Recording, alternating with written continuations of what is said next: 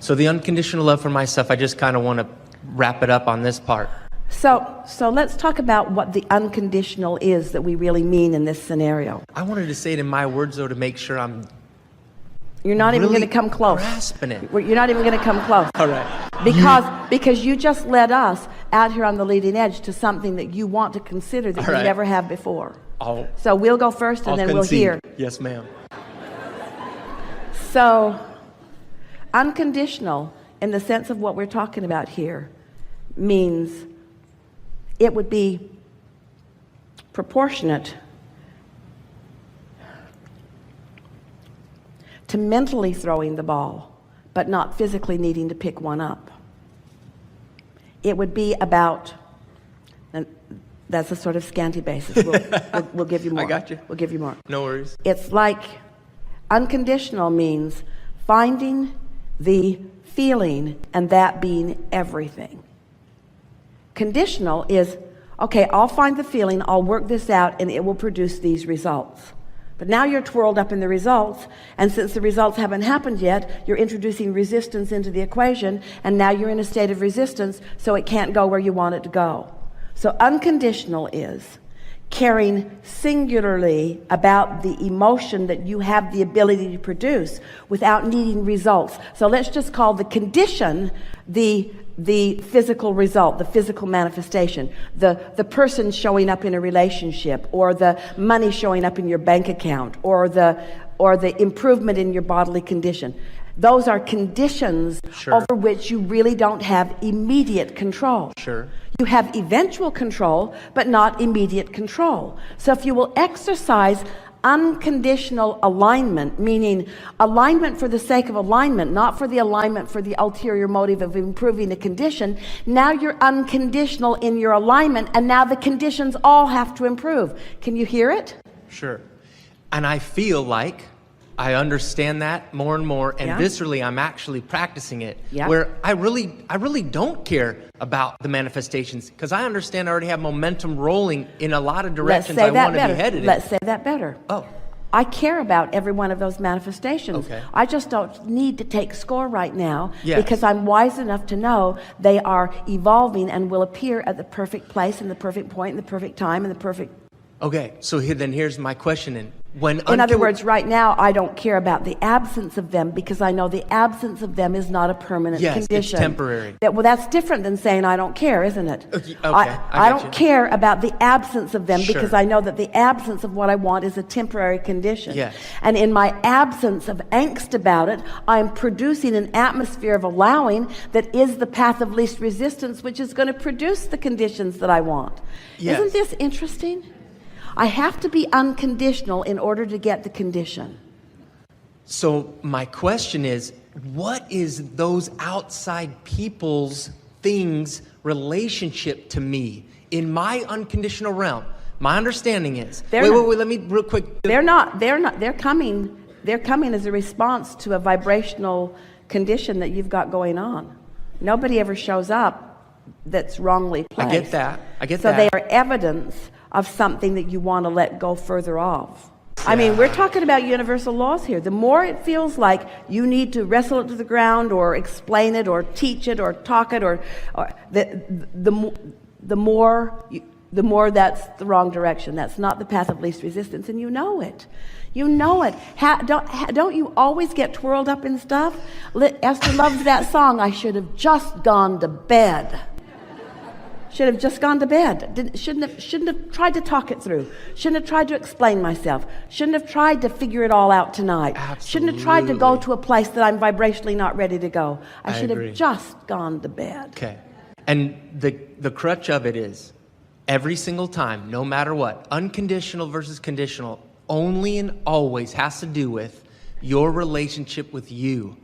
Unconditional love is about loving yourself so that you then could choose to love someone else if you wanted to, Yes. or do something else if you wanted to. Yeah. But ultimately, unconditional love is only about your connection with you. All It's right. not about a connection with anything All else. right, so now that's 2014 conversation. Now we're in Okay. 2015. Wow. So let's have a new conversation about this from a new point Please. from a new point of understanding.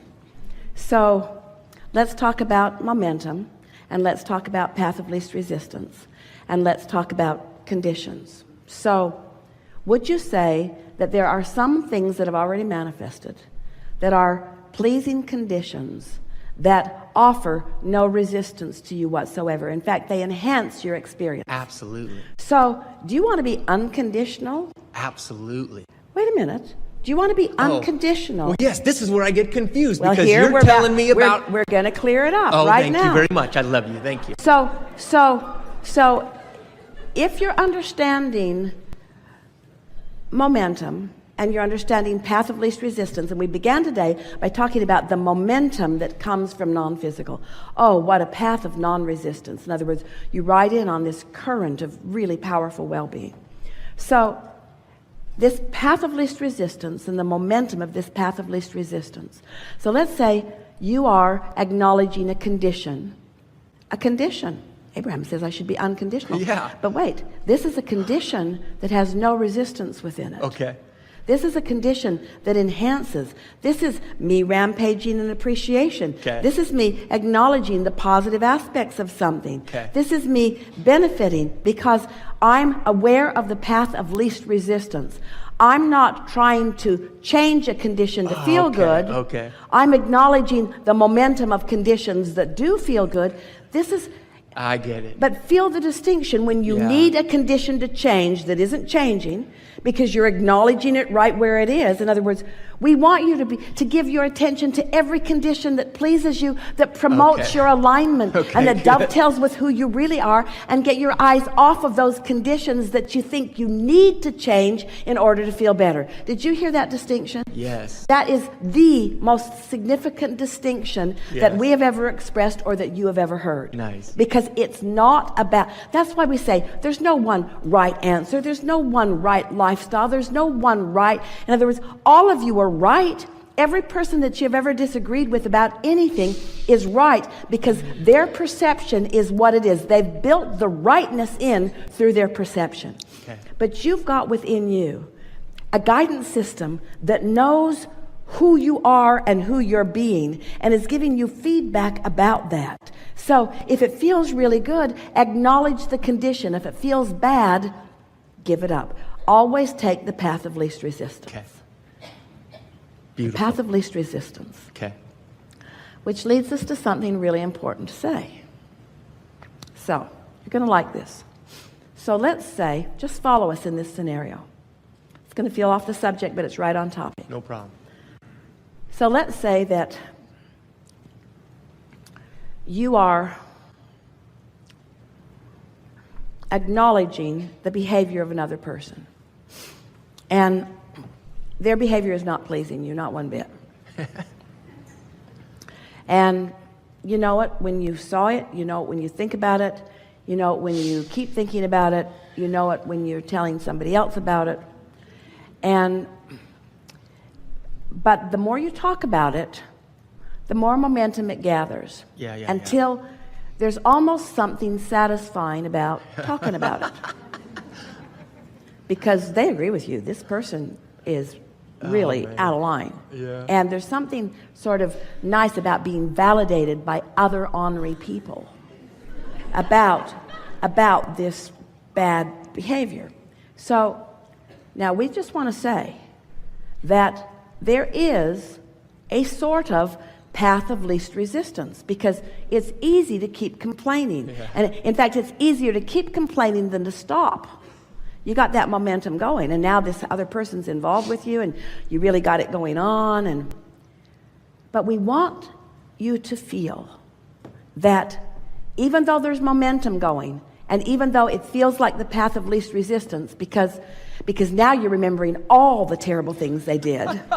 In fact, you're remembering other people that did other similar terrible things. Now the conversation's broadening to all kinds of stuff. Lots of momentum is going on, and it feels like the path of least resistance.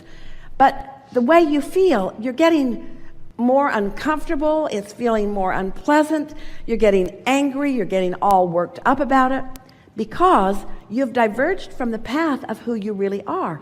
But there's no possible way that you can get back on that path right now. Because vibrationally, you have blocked that path for yourself. You see what we're getting at? Mm-hmm. So that's why we say, how do you get rid of doubt? Before it starts. Yeah. In other words, you want to wake up and join that path. You want to reach for the things that feel good. It's the momentum of your alignment that you're really reaching for. Mm-hmm. So we've said this to you, and to all of you over the years. If you will not try to fix things in the middle of your awareness of the problem of them, it'll go better for you, because there's so much resistance already going on, and it will feel tricky to you because it feels like the path of least resistance is going with the flow of the negativity, and it never ever is. Sure. The ultimate path of least resistance never feels bad. But here's something that is noticeable of dear humankind. You would rather feel the momentum of negative emotion than no emotion at all, because you believe in the momentum that you're getting something done.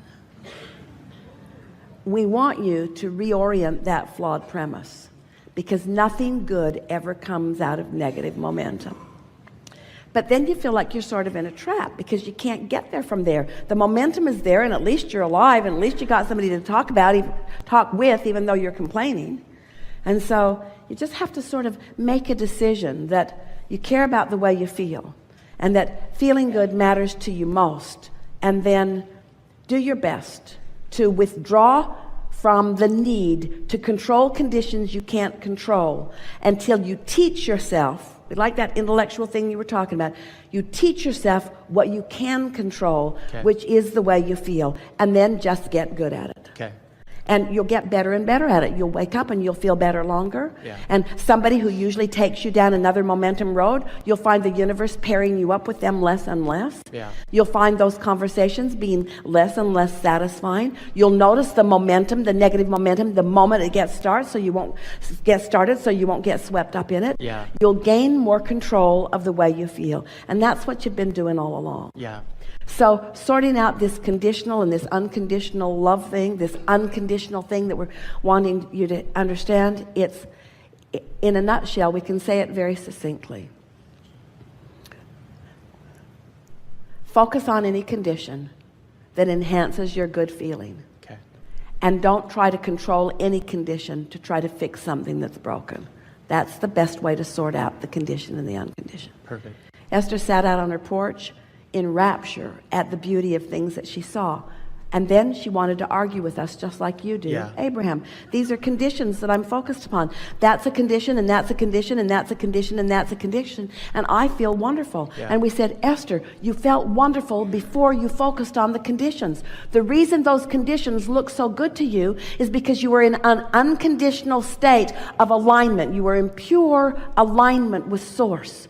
You weren't trying to make anything happen. You were in a neutral place of non-resistance. And in that state of non-resistance, you hooked up with the whole of you, and your ability to appreciate went through the roof. And yes, you began focusing upon conditions from your place of alignment.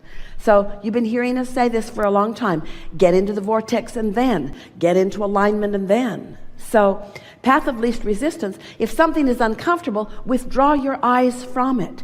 If something is beautiful, give it your undivided attention. Okay. If something tastes good, eat more of it. If it tastes bad, eat less of it. Move toward what feels good. Move away from what does not feel good until you show yourself that you have that kind of discernment. And then watch what the universe yields to you. The subtle nuances and the details, the perfection, things that you even forgot that you told the universe you want will show up with such perfect timing that you will feel once again that blessed, fortunate, worthy of the attention of Source at all times being that you are. A coach that never criticizes and sees no flaw in you, only knows the perfection of you and the potential for your realization of it. Good. We got one more quick thing.